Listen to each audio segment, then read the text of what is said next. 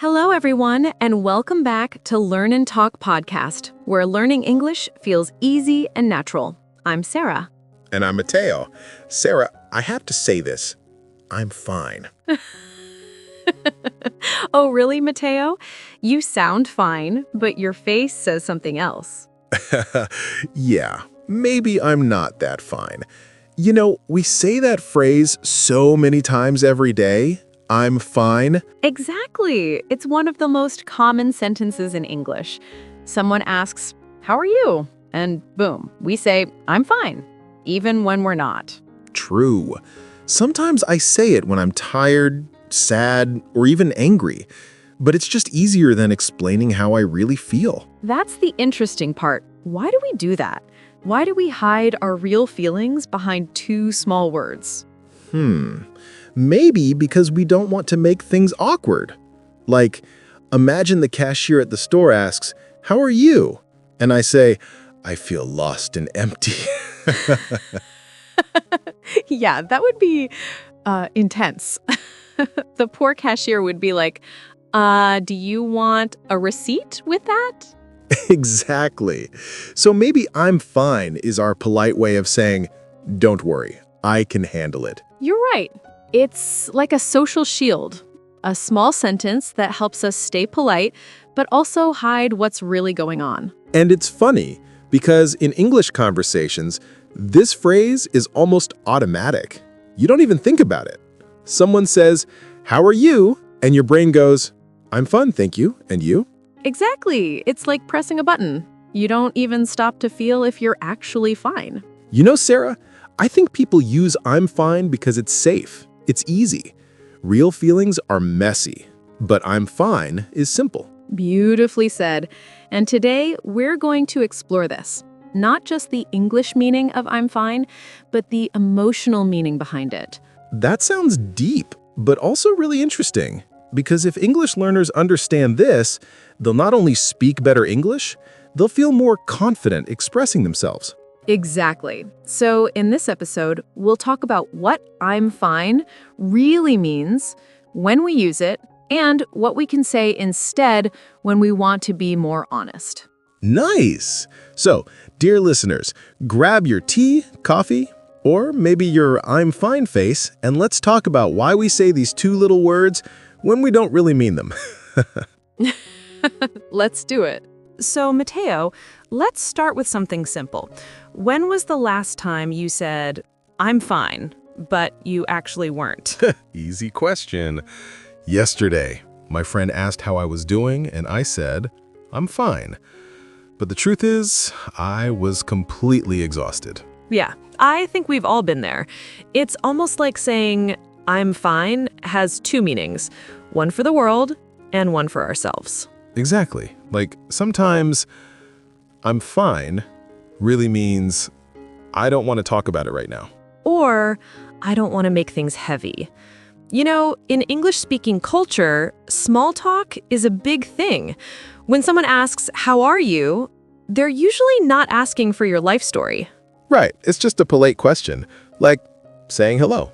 Exactly. So when we answer, "I'm fine," it fits perfectly in that polite, light conversation. But the problem starts when we say it even to people who care about us. That's true.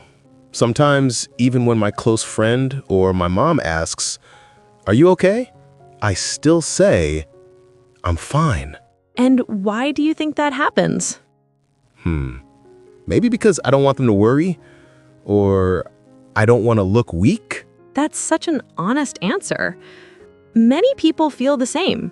We're taught to stay strong, to keep smiling, to handle it. But in English, that phrase, "I'm fine," becomes a mask. We use it to cover our real feelings. Yeah. And it's funny because sometimes people say it in a way that's obviously not fine. Yes, the tone gives it away. The words say, "I'm fine," but the voice says, "Don't talk to me right now." So true. You know, this reminds me of how English is not just about words, it's also about tone, expression, and feeling. Exactly. When you learn English, you also learn the emotional rhythm of the language. Sometimes a simple phrase like, I'm fine, can mean 10 different things. It depends on how you say it. Right, like, I'm fine equals, I'm okay. I'm fine equals, I'm angry, but pretending not to be. I'm fine equals, I'm sad. Please notice. Perfect examples. So, English learners, when you hear someone say, I'm fine, listen carefully to how they say it. The real message is often between the words. Wow, that's deep, Sarah. You know, it's like we live in two worlds, the outside one where we say, I'm fine, and the inside one where we're not. Beautifully said, Mateo. And that's exactly what we'll talk about next, the emotional reasons behind why we hide our feelings and how English phrases show that. I'm ready. But before we go there, listeners, take a second and think, when was the last time you said, I'm fine, when you weren't? That's a great reflection. Let's explore that feeling in part 3. You know, Sarah, this topic is really making me think. There was this one day a few months ago, I was having a terrible morning. I spilled coffee on my shirt, missed my bus, and had a fight with my friend. Then, when I finally got to work, my boss asked, "Hey, Mateo, how are you?" And guess what I said? Let me guess. I'm fine. Exactly. I said, I'm fine, but inside I was thinking, no, I'm not fine. I want to disappear right now. Oh, I've been there too. It's funny how we turn into actors. We smile, say, I'm fine, and continue like everything's okay. Totally. It's like wearing an invisible mask. You look okay, sound okay, but inside, chaos. Yeah, and sometimes we do that so well that even we start believing it. We convince ourselves that we're fine just to keep moving. You're right. It's like emotional autopilot. Your mouth speaks before your heart even checks in. That's a beautiful line, Mateo. Your mouth speaks before your heart checks in. I think many of our listeners will relate to that. Yeah. And you know what's funny?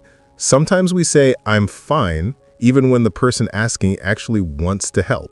Like my friend once asked, "Hey, Mateo, are you okay?" And I said, yeah, I'm fine. Then 2 hours later, I texted him, "Hey, can we talk?" Oh, classic. It's like we need time to admit we're not fine.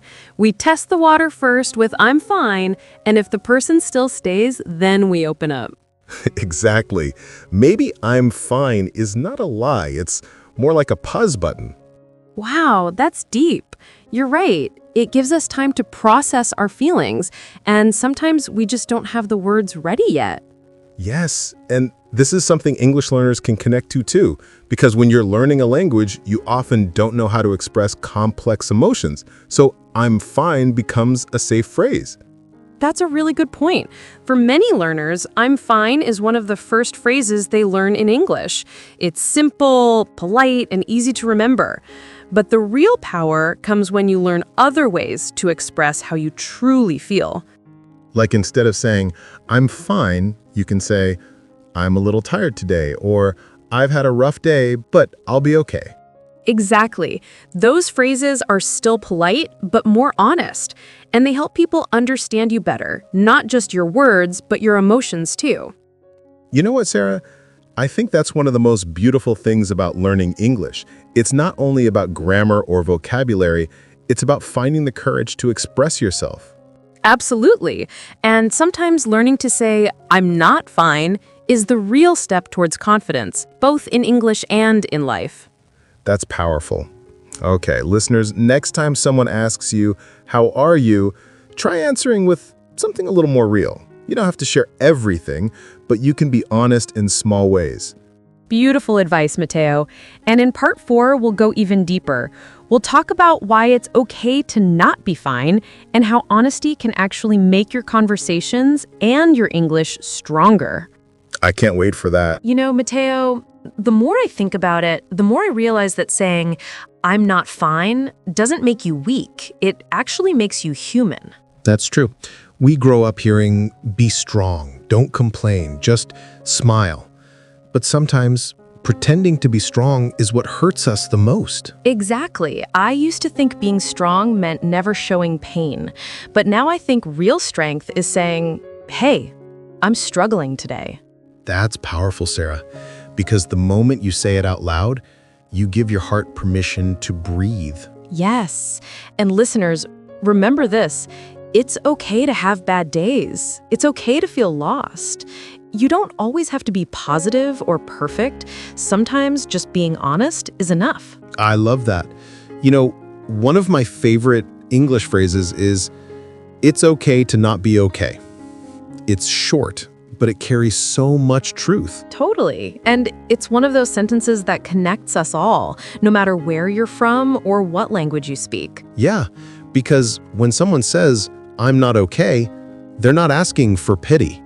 They're asking for connection. Exactly. And that's the part we forget. People don't always want you to fix them. They just want to be seen, to be heard. So true. Even just saying, I'm here for you, can mean the world to someone who's hurting. And for our English learners, think about how powerful that sentence is. I'm here for you.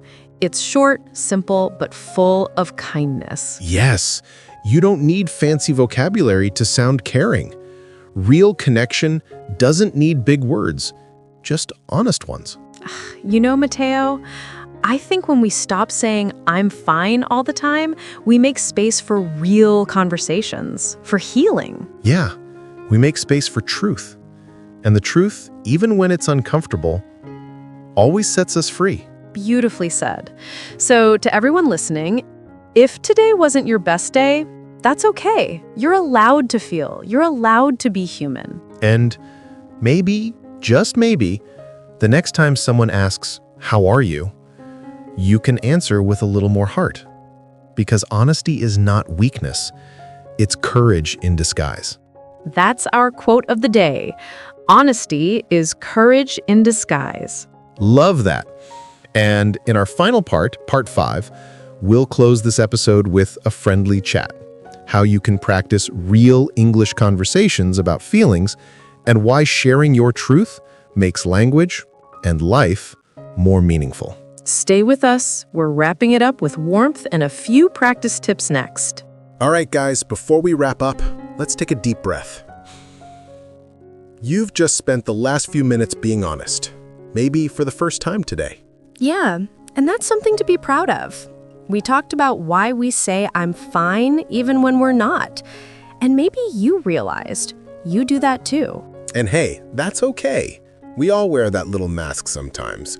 The point isn't to stop saying I'm fine forever. It's to mean it when you do. Exactly. And if you don't mean it, it's okay to say something like, I'm having a rough day, or I'm managing. These are simple English phrases that show honesty, but also hope. Let's actually practice that, Sarah. Sure. Okay, I'll ask you first. How are you today, Mateo? I'm not great, but I'm trying my best. Perfect. Real and natural. Now you ask me. How are you today, Sarah? I'm feeling a bit tired, but happy to be here. There we go. Real words, real feelings. That's what this podcast is all about. Learning English that sounds like you. Because English isn't just grammar or vocabulary. It's connection. It's the way you express what's inside. Yes. So to everyone listening, next time someone asks, how are you? Try answering in a new way. Be honest. Be real. You can even comment below or share your version with us, how you would answer that question in real English. We'd love to hear your sentences, because every time you practiced expressing yourself, you're not just learning English, you're learning you. I love that. And if today's talk made you think or feel something, don't keep it to yourself. Share this episode with a friend. Maybe someone who always says, I'm fine. You never know.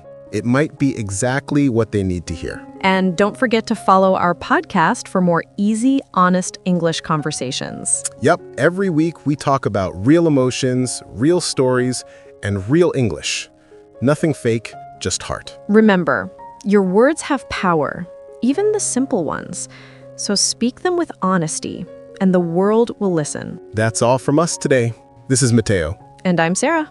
And you've been listening to Learn and Talk podcast.